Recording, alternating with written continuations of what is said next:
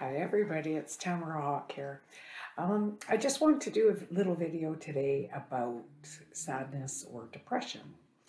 And it sometimes depression or sadness will just kind of hit for absolutely no reason. Like yesterday, I was so bummed out, and I just couldn't lift the funk, okay? But I want to share what makes depression worse and what makes depression better. Okay. So first off, like everybody else, the first thing I was like, what the hell is wrong with me? Why am I so sad? Everything's fine. Right. And I'll tell you that asking the question, what is wrong with me, makes things worse, because then your mind starts to go and you start to think of all the little things that could be wrong in your life, right? Like the first one I thought of is, well, my husband died a few years ago and this is a hard time of year, right? And then there was all kinds of little things I could think of that might be wrong. And focusing there is not helpful, because then you start to just, it's like negative goal setting. You're trying to figure out what's wrong, and then you find all these things that you weren't even thinking about that could be wrong. Okay, so if you're feeling kind of down, first thing is stop asking what's wrong with me or looking for things that could be wrong in your life. Okay. Yeah, that just makes it worse.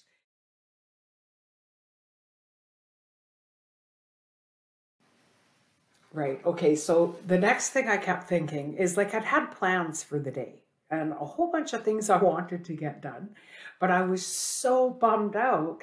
I couldn't do anything. My inspiration just went right down the toilet. So then the more I focused on all of the things I should be doing and all of the things I wanted to be doing, the more depressed I got, right? That's how it works. We all do it. Okay. So, what did I do to feel better? Okay, the first thing I did, because it's a thing, is to check in and see if it was even mine. Because quite often I get other people's feelings, okay? And if you're an empath, you know this. Like, it feels like it's you, and it's not even your feeling. Now, I couldn't quite pinpoint it, because when it feels like you, it feels like you. And sometimes you don't even know. So I did do some energy work, and I cut energy cords to everybody who I could think of. And I did lots of this heart work, and I pushed my energy out with my heart to make sure that I had good boundaries around my own energy.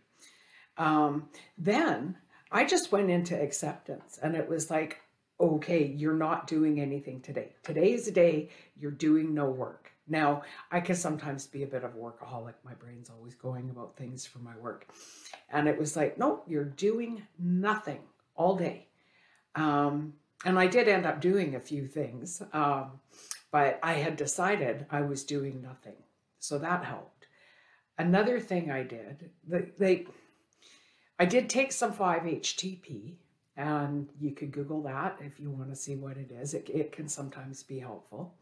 I made sure I stayed off of any social media that might be kind of negative, or people arguing online and stuff like that. Like, I just stayed right the heck away from that, because that just sucks the life out of you at the best of days. Now, I did find a movie that was supposed to be funny, and honestly, I wasn't really in the mood, so it was only mildly amusing because I was just in a mood. But it did help, like, just brainless stuff to keep me out of my thoughts.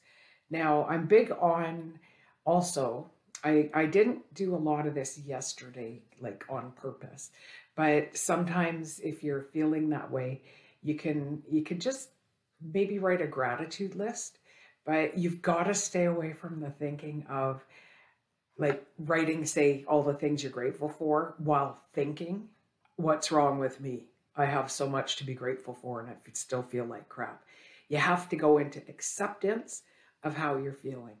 Honor how you're feeling. Have a cry if you could cry. I'm not a big crier. I wished I could cry yesterday because there seemed to be so much needed to release, but I didn't.